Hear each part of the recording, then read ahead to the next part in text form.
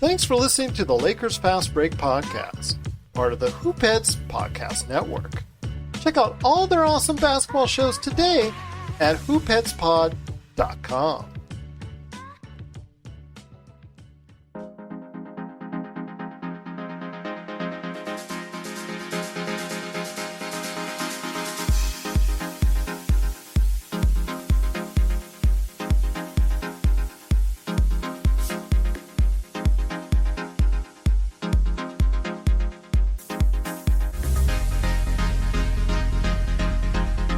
We're back for another episode of the Lakers Fast Break podcast. It's Gerald Glassford coming right back at you here from Lakers Fast Break, Pop Culture Cosmos, Inside Sports Fantasy Football, and Game Source. We truly appreciate everyone out there listening to all of our shows. And if you can, please give us a 5-star review on Apple Podcasts.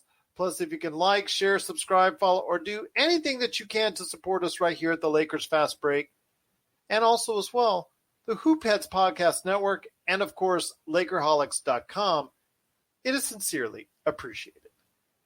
Late Night with the Lakers Fast Break Podcast is here, and who else is here but none other than myself, Gerald Glassford, along with Admiral Akbar himself, Jamie Sweet. He's here. We're talking the Lakers. I know he's ready to go out and talk some great basketball, NBA. He's got Yoda right there for you. Watch out, Yoda. Or Grandpa Grogu, as they might say on The Mandalorian. But, okay, I don't know if they're related 100%, but you never know. But I'll tell you what, it's going to be a nice little conversation that we're going to have.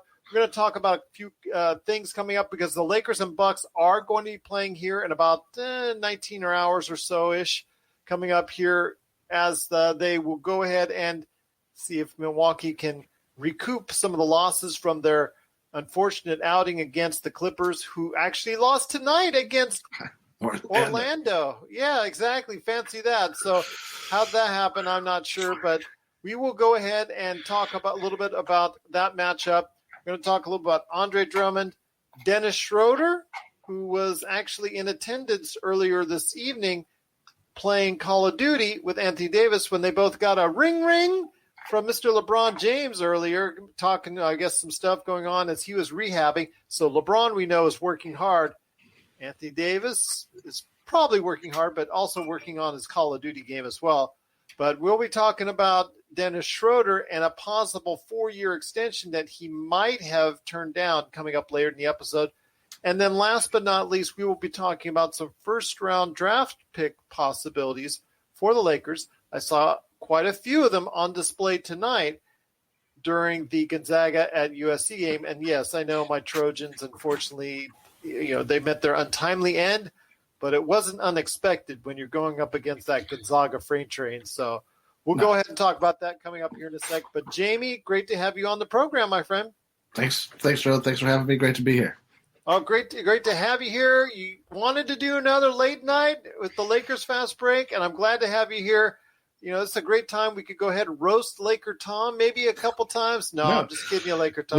We can't. His Bruins are still alive and kicking. So yeah, that's true. They lucked out. They got the better end of the seed. They got the better end of the draw. They got the easier matchup. So Michigan looks like they have a pretty big rough and tumble team too. Whatever it is, this is why you got to play the games. Glad to see some of these young men getting some work in before they try to break into the big time.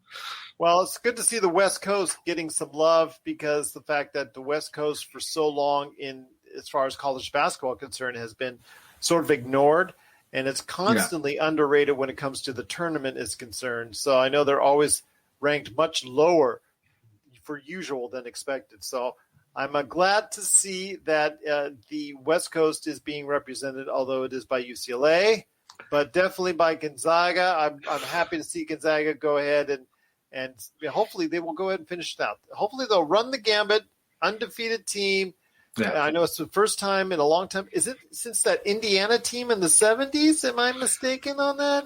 Something like that. I mean, maybe there was a Duke team somewhere along the line that challenged for it as well, because they've had some good guys come through that program as well. But I'm not going to lie, my NCAA knowledge, specific, especially when it comes to the history of the NCAA, is not on par with, say, Sean's. Okay. Sean is a man of great historical. Well, he is our basketball historian here on the program, so we got to get him in here sometime and talk about it. But it's 3:00 in the morning where he's at. So I was going to say we might have to do like an early morning Laker a cup of Joe or something to get him involved. And yes, early for us. And then with Laker Tom is also out like a baby. So we wish both of those guys sweet dreams. But it is the Lakers fast break. I do want to ask you though. It is the Lakers and the Bucks, and again, I'm not expecting a whole lot. I know that the Bucks are going to come in there. They're going to be really angry that they lost handily to the Clippers in their previous game. I'm not expecting a whole lot, especially the fact that they have to work in someone new in the center position as Andre Drummond. But what are your expectations for later today against the Bucks? I mean, I just hope we compete hard. I think any game, any talent of that level competes hard and competes to the level of their talent. You give yourself a chance to win. I will say that the effort we put in against Orlando probably wouldn't get us a win against an opponent like Milwaukee. So we're gonna need to bring our A game, which I don't know if we've seen this squad put forth an A game. So I suppose there's no time like the present to reveal whatever that could look like. Lot of weird drama floating around the team with the contract leaks and the trade proposal leaks, post-trade proposal, which I always think is funny. It's almost like it wasn't bad enough for the players that they had to think that they were going to get traded. Now they get to read about, some of the goings-ons that people leak out. But it's I don't see us walking away with a win. I don't see it's a trap game, obviously for Milwaukee. So I don't think they're going to fall into the trap, though. I think that they're really clicking right now. They're playing a lot better than they were even just before. Like they were starting to click before the All-Star break, but post All-Star break, it feels like they really came out firing on all cylinders. And I don't think that we're going to have enough power. I'm, I guess, most excited to see Andre Drummond take the floor as a Laker and see what that looks like. I haven't watched tons and tons and tons of Andre Drummond. I obviously watched all the Laker games, seen it a few other times. It's hard when you're on teams that don't make the playoffs. It's one of those things that kind of doesn't matter how good you are. If you're not showing up in the playoffs, you're not playing on the biggest, brightest stage. So that's something I'm curious to see and see how he fits and where the center minutes devolve from there. I feel like he's used to averaging between 28 and 30 minutes per game. I don't know that he'll do that on this team, especially in the playoffs. So it's gonna be an interesting debut, and more interesting is more of LeBron and AD get back. Yes, I'm going to see how that dynamic works. But what are your thoughts once they get back and they do have a different starting center to work with? I understand in crunch time of playoff games, it's probably not going to be Drummond in there in the mix because of the fact he's not a great free throw shooter. I think roughly about 59% as far as one of his high years, I think, is right now.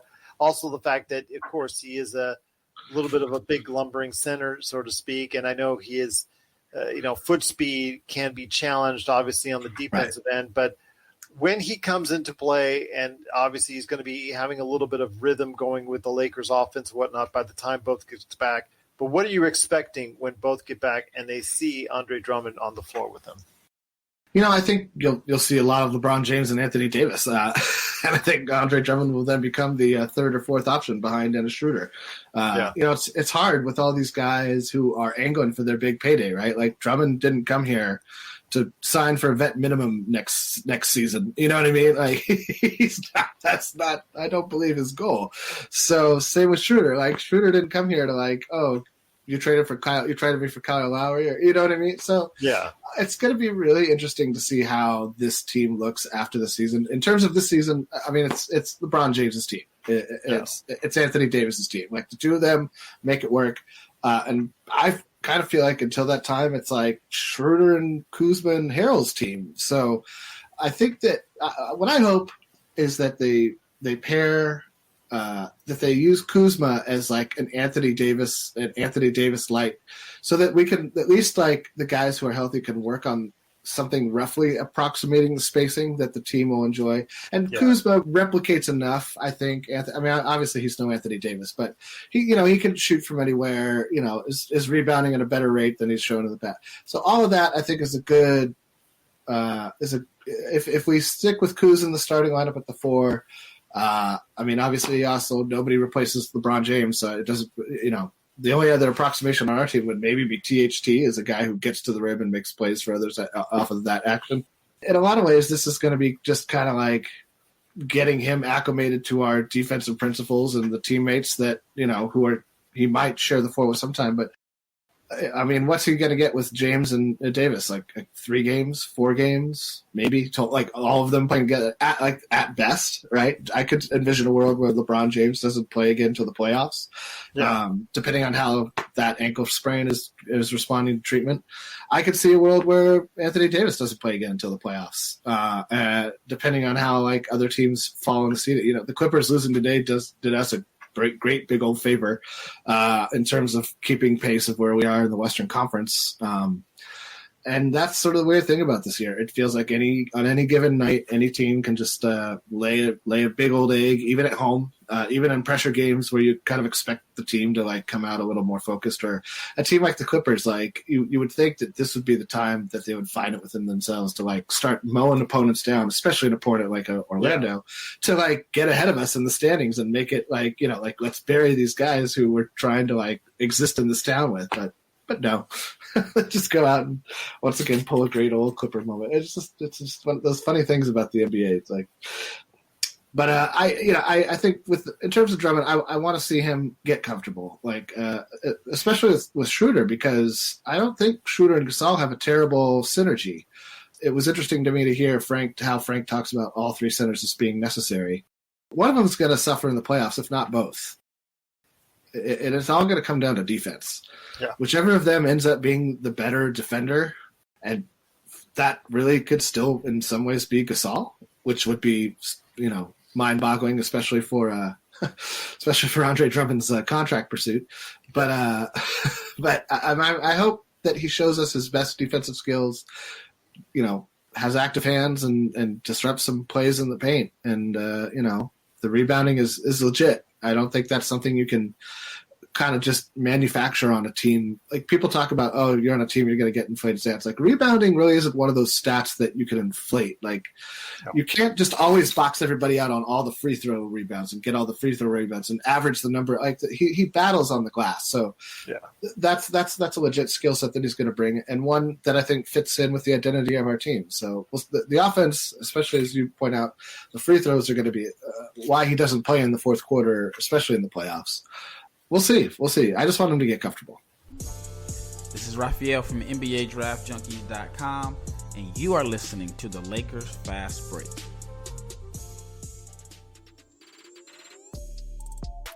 Hey, hoopheads, we all hate ankle sprains, and they happen way too often. Ankle injuries are the #1 sports-related injury. Arise is trying to change that. With the iFast, your athletes get preventative protection and full mobility. Athletes no longer need to wear bulky braces that limit performance and give mediocre protection. Anyone playing sports should be using these products. Keep your athletes in the game. Don't wait for them to get hurt to take action. Visit www.arise.com, spelled ARYSE, and use the code HOOPHEADS to get 20% off the future of performance. That's ARYSE.com. with promo code HOOPHEADS to get 20% off. We'll see what happens and how soon that happens later this evening against the Bucks. Andre Drummond is going to start. He's going to be right there at the starting center position, and we'll see how Marc Gasol reacts to it, if he's going to get any time. And like you said, this new triumvirate of centers now we have, which one's going to be the best fit going forward? Montrezl Harrell, how much time after being so efficient for so many games? What's it going to be like for him going forward? I know he's got to be concerned. And like you said, they're playing for a contract in the case of Andre Drummond and also Montrezl Harrell, and to an extent Marc Gasol as well, because he'll probably either be bought out at some point in time by the Lakers. In fact, the rumor has it he could be bought out this season. You never know. So we'll see what happens, and it all starts tonight, later this evening, against the Milwaukee Bucks. But there's still a little bit more to talk about, and we just dropped a little word in on Dennis Schroeder. Now, reports have it, and this is not from just one outlet, this is from several outlets out there, that he turned down a 4-year, $84 million contract. Now, we knew he was approached by the team. That's also was out there. You just didn't know the specifics of it. I want to hear your thoughts. I know we've been talking about 20 to 25 million for what he would be asking for on the open marketplace. And I know Laker Tom toggles back and forth on, well, he wasn't a $25 million word today, or he wasn't $20 million, Gerald. So I'm like, I don't know. I mean, I know he's very aggressive. I know, and I agree with Tom that, you know, as much as I love his aggression and I love the fact that he can be, you know, somewhat, I think he's better on defense than a lot of people expect. I still, and playmaking is still very hard for him because, you know, his assist to turnover ratio is not good. No, at least for a point guard or someone who handles the ball a lot. And also the fact he's a poor 3-point shooter. So I can't see. I'm agreeing with Tom. You know, sometimes it pains me to say it. I'm in agreement with Laker Tom, and that I'm not sure if he's truly a $20 million player. 84 for 4. I mean, and that's still a contract you can unload later on. Right. But still, I know that's not exactly for me. It's a hard deal. I really enjoyed Dennis Schroeder, but I don't know if paying 4 for 84 would have been worth it. I think that I won't be surprised. Like, I guess the biggest question is what were the true parameters of that 4 for 84, right? Like, was it incentive based? Was there partial guarantees? Was there player options that was like team options attached? All sorts of things like that. Like, all of those details have yet to come out. So I'd be curious to see how that, regardless of like what minute details come out of all that, like, it's a lot of money to put down, to walk away from. It's a hard day for the Laker front office because that means it's just another iron in the fire they have to tend to in the off season, in a season full of fires in the iron, you know, irons in the fire rather. So that's, I think, the biggest loss there is that, now we got to also deal with the Dennis Schroeder situation. And he has to say, you know, when people say, he says he wants to be a Laker. Well, that's of course he does. Like that's where, you know, he is, and that's what everybody who's on a team that they're on says they're on, unless they're like James Harden and you've come to the end of your tether and so on. But Dennis Schroeder, you say you're MVP. Then you tell everybody you're the MVP. Right. I left my old. I'm the most valuable player wherever I go. It doesn't matter. I hung out at strip clubs, right. birthday parties. Right. I loved through the first third of the season. Yeah, I'm the MVP, you guys. But all right, it's, you know, I do like James Harden's game. You know, everybody has these moments, I feel like, in their career. Like LeBron didn't handle his change of scenery graciously. I'm going to hold it against him. I'm going to hold it against him. No matter, he could be averaging 50 points a game right now for the Brooklyn Nets. And, you know, if he didn't play those 10 games, you know, or whatever, and didn't have the attitude and do the whole fiasco thing with what he did in Houston, coming to King, I would easily put him the MVP right now. Easily. Right. Ahead of Jokic or Dame or anyone else. But I can't in good conscience because of what happened. I would put Dame or Jokic as my MVP right now because of they've played, I think, in almost every single game. Agreed. They put up huge numbers in almost every single game. I think whichever one goes up higher right now, whichever one is leading in the standing, because they're actually tied. They're actually exactly. It's going to be like this the whole year. So and I would say one right now, I would say has the advantage. I would, before his injury though, I would have said Joel Embiid because he has just been dominant, and they're the best team in the East, which means something. It was to me LeBron and Embiid, but then LeBron did not take advantage of AD being out. And then got hurt. And Embiid. So Embiid was at the time he got hurt, Embiid was my MVP choice, but then he got hurt. And now it looks like he's going to be out, by the time, let's say he even comes back tomorrow. I know he's close to coming back from what I hear, But even if that's the case, he will have missed about 20 games at least. Right. And that's something again, it goes back to the same thing as far as the first year he was eligible to play, or first year he played, and he was hurt so much of that season. So much of the year, right? Yeah, you can't make him rookie of the year. You can't make him MVP. It's just that it's just too hard. What did he play his rookie year? Like 17, 20 games? It was a small. It's similar to what we saw with Zion. I mean, no matter how well Zion did last year, you cannot take away the entire season effort from John Morant. No, just because you finished great doesn't mean a thing. Yeah. You didn't show consistency, which has to be I would imagine has to be accounted into MVP voting, and you can't just do it when it suits you. Yeah, exactly. The world doesn't function very well when we do things just when it suits us. But exactly. So right now, I would have it like a wash right now between Jokic and Dame, just like you were saying, as far as based on their standings. So both are having excellent seasons. So I'm looking forward to seeing that matchup and seeing how that MVP matchup continues going forward.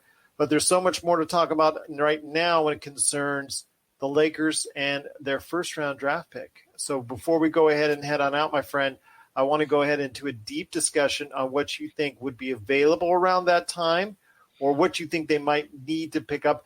First of all, they have to keep the pick till at least, I think, the summer, correct? Before they would be inclined to trade it. They have to at least keep it. Yeah. They can't do a draft night trade, for that pick. No. They have to go ahead and at least keep it till a certain date before that individual is traded, correct? I believe they have to. It would have to be used in some sort of free agency fleecing type deal. Like once you've passed the draft, then you've moved into the next. Like, well, now you can do the next one. So, yeah, I think we're gonna keep whoever we pick. I mean, it is the NBA. There could always be some sort of we're gonna do this, right? Kind of deal. Yeah. But optics aside, I would say definitely we're gonna keep who we pick. We were talking a little bit earlier, and you mentioned up Drew Time, who I love, his last name. Is it Timmy or is it Time? I think it's Drew Timmy. I think it's Drew Timms. Drew Timmy. I think that's what his name is. I mean, he should change it to Time, man. Come on. Well, he definitely was Drew somebody Time. For me that was just he's got that bravado. Yes, he moves a little bit mechanical, but you know what? And he doesn't have all the speed in the world, but he's smooth. He's got an outside shot. Yeah. He's very consistent, and you know what you're going to get with him. He's someone that, I know he's projected right now to be maybe a late first round, early second round, right in that realm where he's where the Lakers are at. So that's our area. Yeah, these that's days. our area. So he's someone definitely look at. I know Isaiah Mobley from USC, who is the other Mobley brother, who in the past 2-3 games has really shown himself to be someone that's very capable of playing in the NBA. 6'10" forward, can handle the ball. I don't know if you saw him in the last game, not the one against Gonzaga, but their previous game that got them into the Elite Eight, where he handled the ball and got it from and took it end to end for the dunk, and nobody stopped him at all. And that was something that, for the layup, excuse me. And he, just seeing that mobility and the way he can handle the ball, hit a 3-pointer in the game today, 17 points against Gonzaga, held himself well. Defensively, I think there's still some issues. I would have concerns about him because I know Timmy actually I want to say he played extremely well against him when they were matched up against each other. I want to say more, it's just a point where he just could not handle whatever slick moves Timmy can handle as yet. And I don't think it was the fact that he was being beat per se. Right. I think it was the fact that it was experience. Obviously that, he was only a sophomore as compared to Timmy, who I think is a senior, which I think is also accountability needs to be factored in there. But I think also where he has his hands where he was easily, people could go and shoot around his hands. See, you could be as tall as you want, right? But if you don't have your arms and your hands in the right place, that's where that shot blocking acumen comes in. His brother is much more effective, as a shot blocker, which I think, obviously is one of the reasons why he's going to grade out much higher on top of the list. But I think Isaiah Mobley, if you can work with him, I think he's someone that can also be there that could actually be a very good fit for what the Lakers are looking for. And then you have Edey, who was a nice little guard from USC, showed out pretty good for most of the tournament. And then you have, of course, again, Timmy from Gonzaga.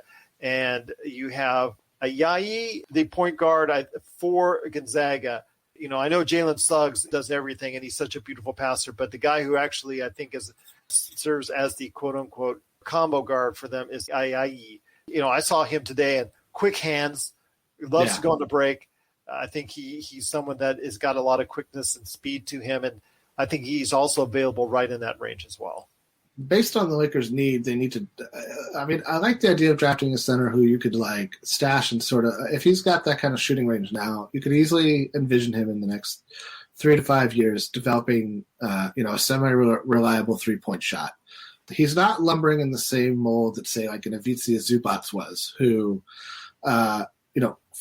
fine serviceable center for the modern NBA, right? Not going to maybe destroy teams once a season, right? He'll have like a 15, 20-point game and have a double, average a double-double for a couple of games or whatever. But you're not expecting much out of that. But he looks like he's got a much more polished game than that, a lot more range onto his scoring potential. Yeah. I think actually they're both sophomores, it looks like. So that I think, the Lakers do tend to draft guys who have had more years in college than less.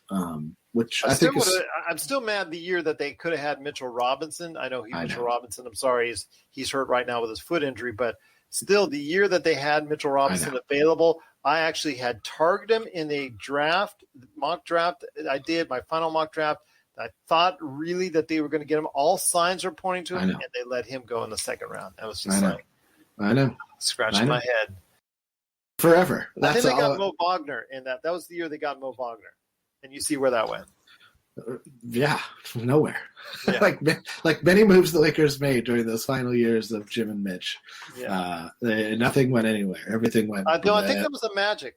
I think that was. Was that Magic's? Yeah. Was Mo Wagner the same? Yeah, Mo Wagner and Isaac Bonga were the same. In the same second round, but was that also the year we drafted Lonzo Ball then? Yes. Okay, that makes sense. No, was that year Lonzo Ball? I will go check, but I think it's either Ball or Ingram.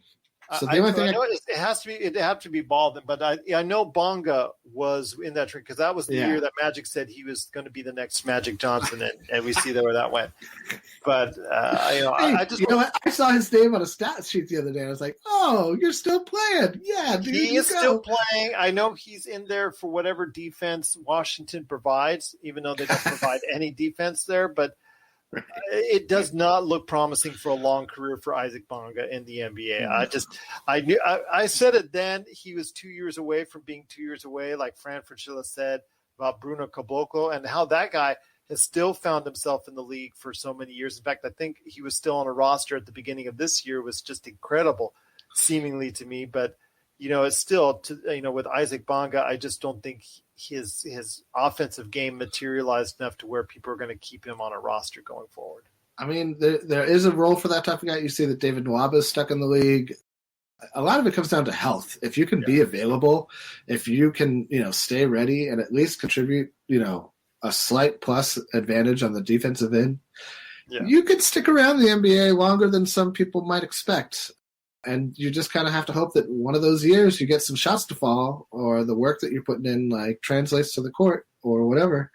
But I mean, even Sasha Vujacic, right? Sasha Vujacic was was supposed to be offense off the bench. And I feel like he made more of a mark with his defense off the bench than he ever did with his three. Not that he didn't make some shots or anything, but I always appreciated his defense more than his he was so pesky.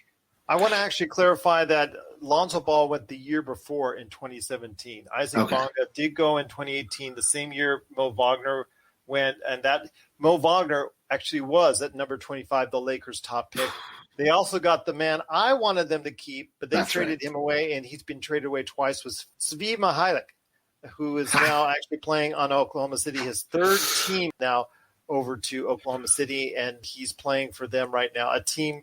And thank you so much, Jay Johns, Arcetta, for the heart. We truly appreciate it. Glad to have you watching as always. It's the Lakers Fast Break. But I always wanted Svi to play with us. But then again, I always want him to go ahead and show up Jay Billis, because Jay Billis, When he was drafted, I remember those words to this day, short arms. Short arms. That's all he kept saying. Do you know anything about short arms? Well, Julius Randle has short arms. Look what Julius Randle's doing. He's destroying the NBA. Those short arms scored 16 points the other day, and as long as he's filling up from three, he's going to stay in this league. Yep. And I hope this is the guy I root for. These are the kind of guys I root for that don't always get the chances out there, but it's truly appreciated.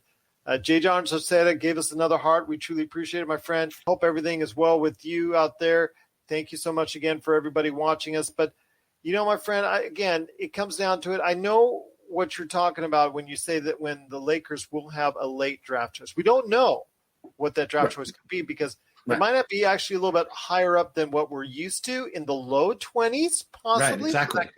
That could be a better talent, per se. Yeah. I mean, but you're talking about maybe getting a older player, what the Lakers sometimes do, and pick an older player, big man. But Drew Timme, I mean, you saw him. What you think? I thought he's got an NBA ready game. He's got an NBA ready game. I just wonder. I mean, I will say this: if the only center we're going to have on our roster next season is Marc Gasol, it's not the worst thing to have a young guy who's got some skills breathing down his neck a little bit and maybe pushing the issue of who should start, Well, if Marc Gasol is going to be our only center, then we're in for trouble all over again. There's no way that's going to – we always draft a big man in the second round, I feel like, unless there's like a Jordan Clarkson type, Alex Caruso type guy. Well, actually, Alex Caruso wasn't drafted by us. We just signed him to our G League team. But guys of that caliber, the fact that Jordan Clarkson has done so well in the league is another thing I'm stoked at because, I remember – I always liked Jordan Clarkson. He came the year he came in, like everything kind of blew up on him, and he always just was, he reminded me of the year that when we had Sedale Threet. I was like, I always felt a little bit bad for Sedale Threet. Like he came in and then Magic retires, the whole HIV thing. It's like, well, Sedale, you're the starting point guard now. Okay. Yes, exactly. Great. It's a rough situation. Rough situation. Yeah, I remember. Don't even remind me of the Sedale 3 days, but we won't go there. But those were some rough days indeed. Renz Bernales, want to make sure we say hello to you. Thanks for giving us the shout out. And Jay John was asking about Dennis Schroeder turning down the offer. We talked about it earlier in the show. 4 years, $84 million reportedly. I want to ask you this, Jamie, just for Jay John and everybody who's catching up with us now on late night with the Lakers Fast Break. Do you think he would have been worth $21 million a year on average? I mean, I will say yes. I'm going to say slightly no. I'm in Laker Tom's camp. It's close, but I'm going to say no. I love his aggressiveness, but I can't. No, I hear you. I mean, it's an overpay. It's definitely an overpay. I don't see that as necessarily being a bad thing, I guess. I mean, if you're telling me, do I see it as a great, bargain? Certainly not. It's a bad bargain. But I like it because it is building upon something. And I wonder, I feel like it would be, it's too bad that Schroeder and Davis didn't get time without LeBron this season because that's a pairing I would be interested to see how that works out. I feel like a lot of the issues Schroeder has is that he's kind of like the best player on a team of guys who are all role players and function very well when LeBron James is on the floor. But when you take LeBron James away from this team, it exposes so many of the issues this team has with the rest of the roster. Yeah. So the luxury that we have is that we do have LeBron James, who is still playing fantastic basketball, and it had not been for Solomon Hill rolling into his leg accidentally, then that would have all been probably we'd be doing a lot better, and we wouldn't be having this discussion right now. But that's correct. I think that I guess what I'm wondering is what better option is going to be out there that we'll be able to afford in the offseason. I don't see us being able to be in on a Kyle Lowry sweepstakes, not unless we shed a ton of salary. I saw on Lakerholics.com, Tom posted an interesting thing where I forget who he was going back and forth with on Twitter. He's going back and forth with somebody on Twitter. Oh, always. That's how he feels. That's how he whiles away the day. But where they were talking about that we could do what Boston did this year and get a trade exception for Schroeder, and that would be a way to fill up or to free up salary space in an unorthodox way. So, yeah, that was mentioned. I think on one of the podcasts I was listening to today, where they talked about it. And it would have to deal with Dennis Schroeder if he goes as a sign and trade. Basically, he's already committed to. Let's say, okay, he turned down to 4 years, $84 million. But let's say, let's give Toronto. Let's say Toronto comes along and says, we want to go ahead and sign you for 4 years, $90 million. Okay, we'll take that offer. He goes ahead and takes it. But sometimes these teams like to work out trades for maybe like a second round draft pick or something like that, because it helps the cap. Sometimes it helps bird rights on occasion. In this case, it would just help because of cap purposes for whoever takes whoever takes Schroeder. But what it would do is also provide the Lakers with a salary exception and a trade exception, which is very important. We saw what happened with Evan Fournier. Evan Fournier is right now on the Boston Celtics shooting 0 for 10 simply because of the fact that it is a trade exception. I heard I had to get that in there. But the $27 million trade exception that Gordon Hayward – that's what happened. That's what that trade exception came from. So I'd love to see, at least if he's not going to stay with the team, which it kind of looks like it's leaning in that direction, that we can at least do something to salvage it and create that trade exception, because without it, it's going to be very hard for the Lakers to go ahead and build a team that's going to compete for the championship going forward. Agreed. No, that's going to be. I mean, this is the issue, right? And I was just wondering. I was going to look up, but I wonder if you're the team that has the player going out in a sign and trade, does that mean that you are also hard capped, or is it only the team that absorbs the player into it in the sign and trade? If the Lakers are still at the cap, I mean, they could go over to sign Dennis. Right. Because they can go over. And THT and Caruso. And Caruso. Anybody on the team that's up for an extension that you can re-sign to bring on your team, but you will go if you're excused to go over a hard cap, but you'll still be paying taxes. But let's say somebody else is available, like Norman Powell, who I was talking about the other day from Portland. Yep. You cannot sign him to a free agent deal because of the fact that you're hard capped. You have to free up all that space. Right. So, it's going to be something very interesting to see the kind of cap gymnastics that the Lakers are going to play. And if they don't retain Dennis Schroeder or an Alex Caruso or a THT, if they go ahead and say, you know what, there's too much for either one of those or all three, if we can do any kind of cap gymnastics like a sign and trade for something nominal so that we can go ahead and get those valuable trade exceptions going forward, because I know Jeannie Buss. I mean, you heard her today talking smack to the Brooklyn Nets and all that. I love that. I mean, she obviously sounds like someone who is willing to go over the cap for the right reasons. So definitely that's something to keep in mind right there. I 100%. No, I have no doubt the Lakers are going to do everything they possibly can to maximize the window of the LeBron James Anthony Davis pairing. That's one of the, I guess for Laker fans, and this is I will always say this. Nobody knows when you're fans or even a lot of the media, you're seeing a tiny just a tiny little glimpse of what is actually going on. Yeah. And so, certainly people have sources, and certainly there's other ways.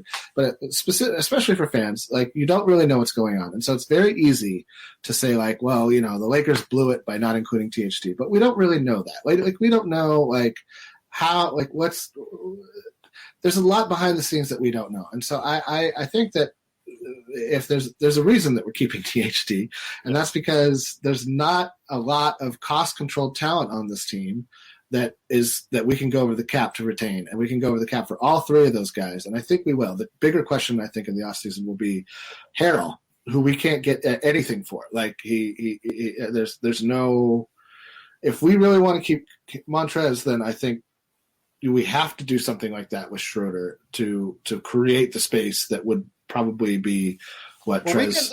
We can still sign, even if he says I'm going to be a free agent. I think we still can go sign him, right? Even if he. I don't think so. I don't think because of the way we signed him, we even get his early bird rights. I think that's true, because he has the choice and option for his second year. He can just become a UFA So you're right. I guess we don't have that choice. Same with I don't even know if Gasol has an option on his contract. He might, and I think he just signed He's got a hard 2 years. So I'd be surprised if the Lakers spot him out before the season next year. I think he'll stay on. I think he'll stay on the roster. Just for insurance. Like, there's no guarantee that Andre Drummond is going to have the impact that everybody's expecting him to. I wouldn't cry if we paid Dennis Schroeder $21 million, but I'm also of the opinion that a player of that caliber ought to have stepped up more in the absence of the two players on this team. I would have liked to have seen more from Schroeder with LeBron and Davis out than I did or have to this point to make me feel like, oh, well, at least this is a guy that could, lead the team for a short while with when one of the main guys or both of the main guys unexpectedly suffer an injury or whatever. I'm also of the opinion that we should really focus on the now. So a lot of these are questions for the summer, but it's just interesting. A lot of this news dropped today, so I guess that's sort of the impetus for it all. But we got this game against the Bucks. We can win it. It's just going to take a lot of things to break right for us, and I think everybody's excited to see Andre Drummond and see what that looks like, because he hasn't played in a while. Played a little bit on a bad Cavs team. So this should be exciting for him. I think this is maybe the best team he's ever been on. Yeah. In the NBA, right? So I think Detroit they sniffed as an 8th seed. Right. There. Yeah. That was with the first Blake Griffin year. I think. Right.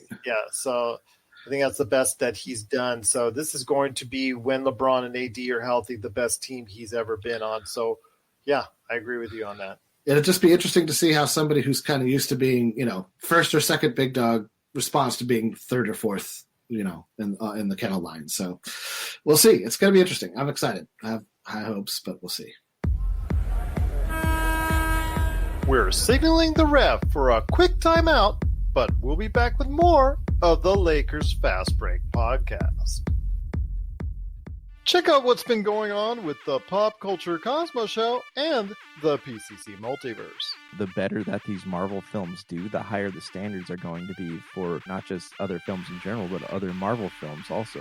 I think it's really hard to end a show with this many fans in a satisfying way. That's the Pop Culture Cosmos Show. And the PCC Multiverse. Playing worldwide on radio 7 days a week and wherever you get your podcasts. And again, we will go ahead and be here after the game later tonight, because it's late night. But we will be after the game tonight talking to you right after the game between Milwaukee and the Lakers. Hopefully we'll be able to win for the Lakers. We'll wait and see. Jay John Cerceta also has Money Matters for Dennis Domenis.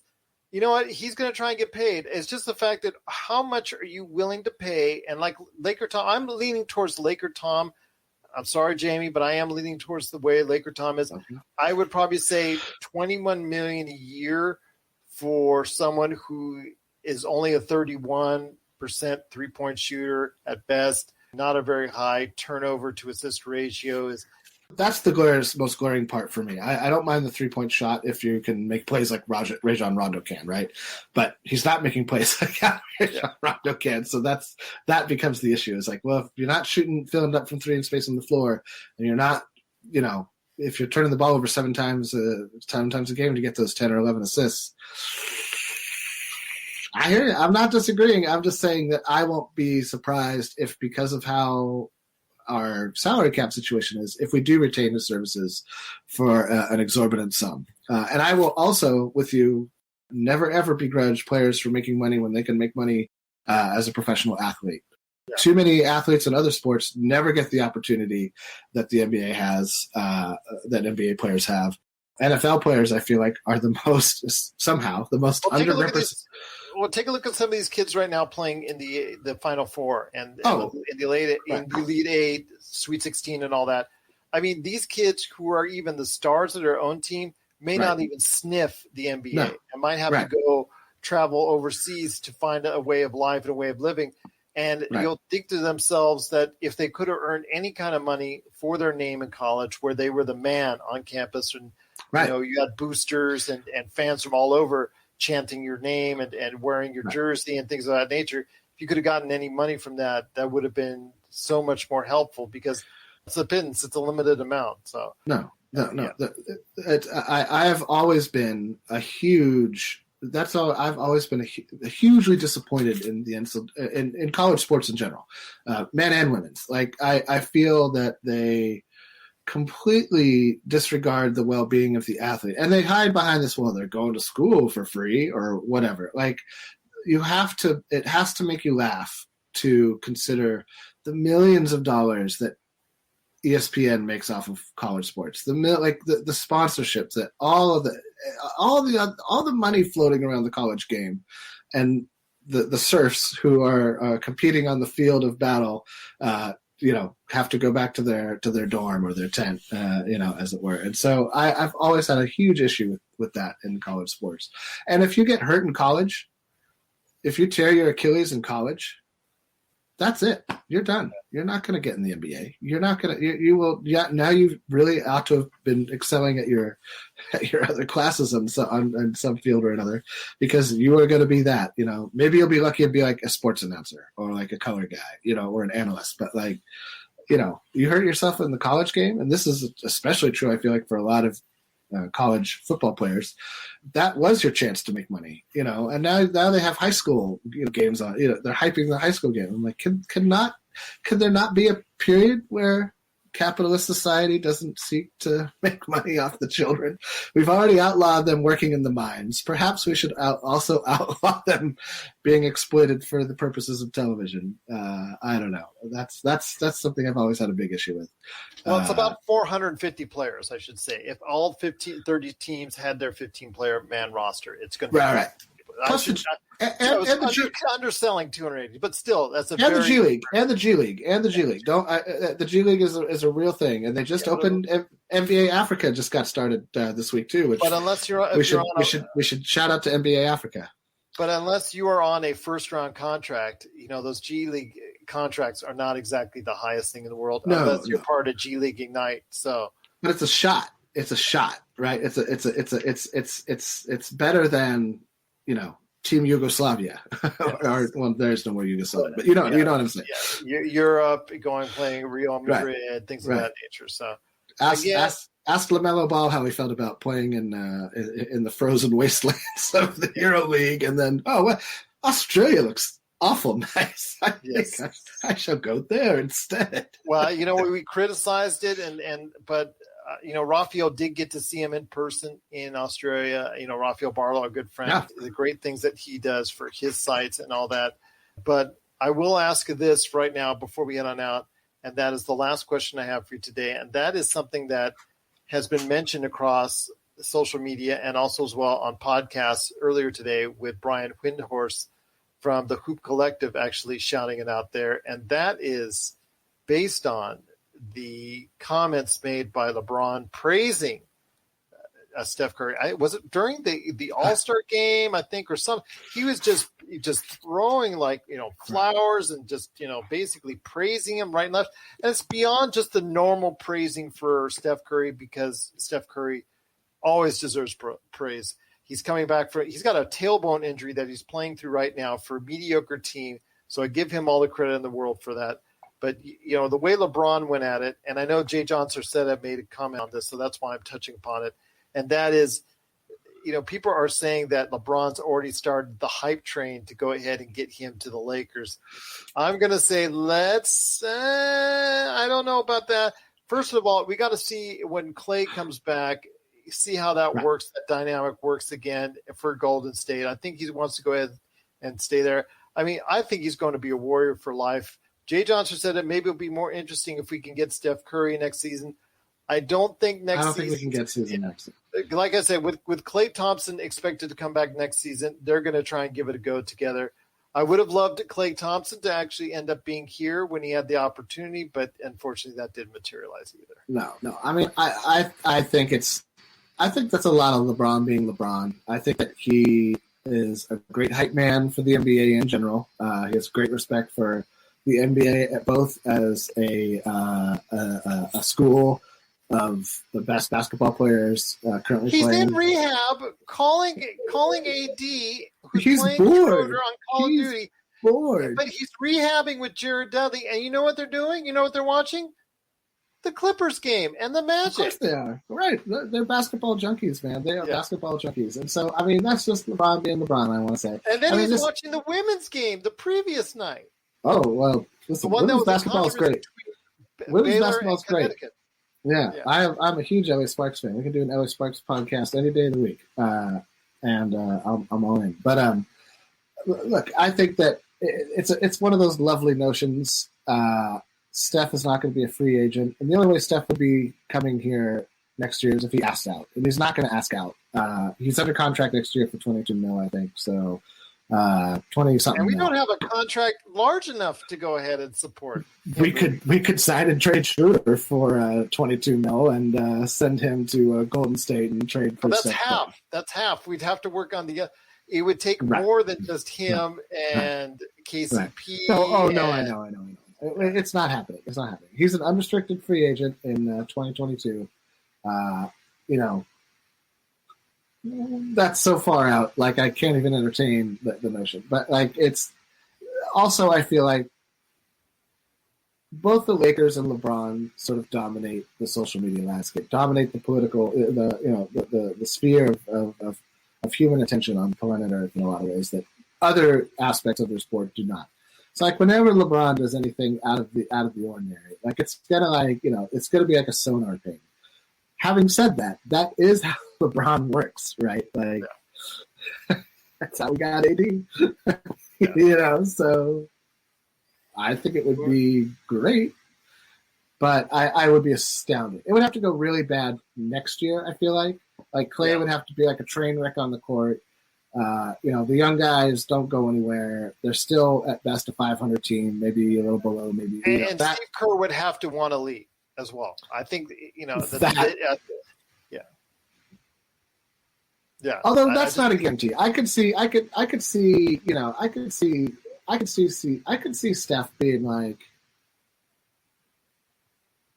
this was not the path that I signed up for, right? Like, he's willing to trot it so far, but he's got to be looking at, when does Father Time catch up to him? It's not like he's been an injury.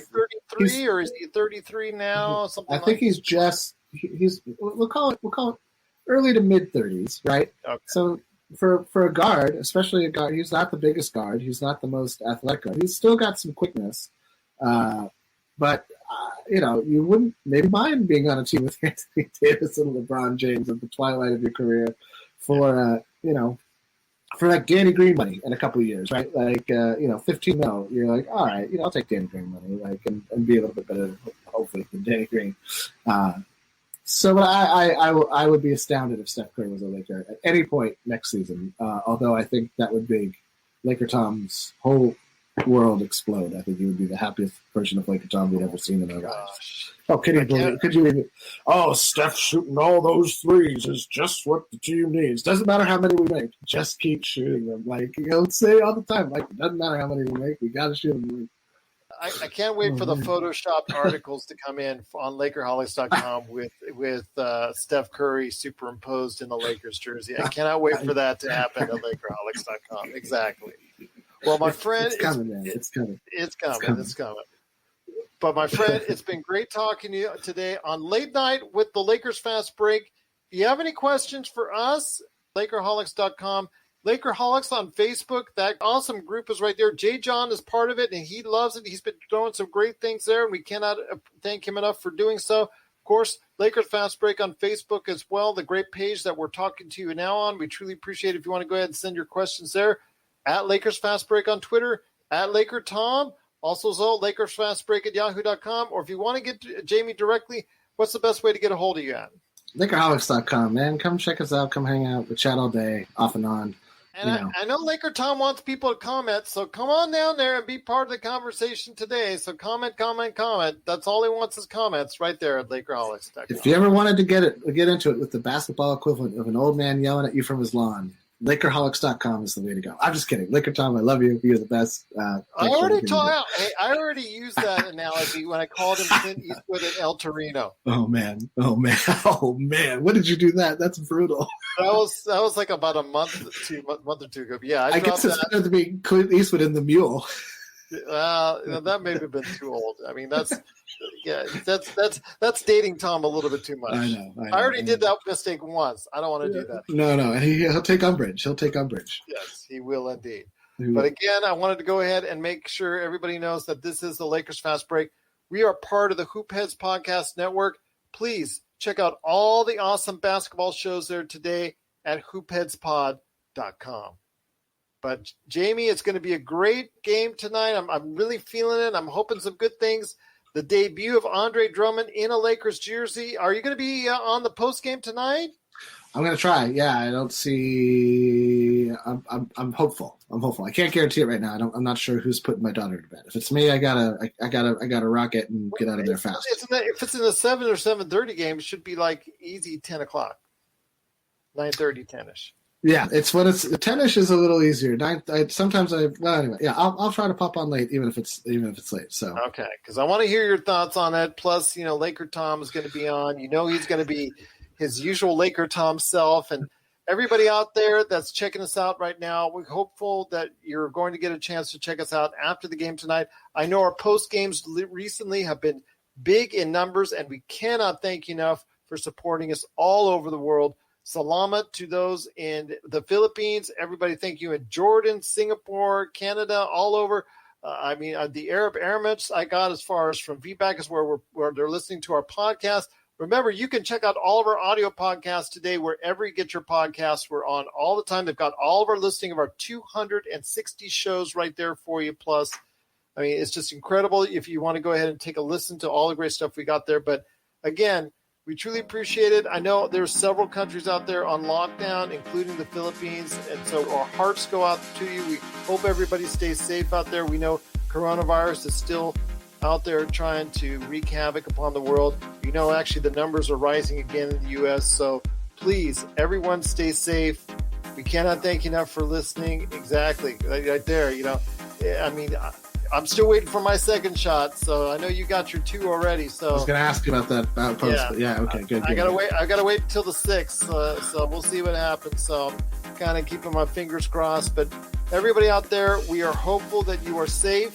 We thank you so much for listening, and we'll see you later tonight, right here at the Lakers Fast Break Podcast.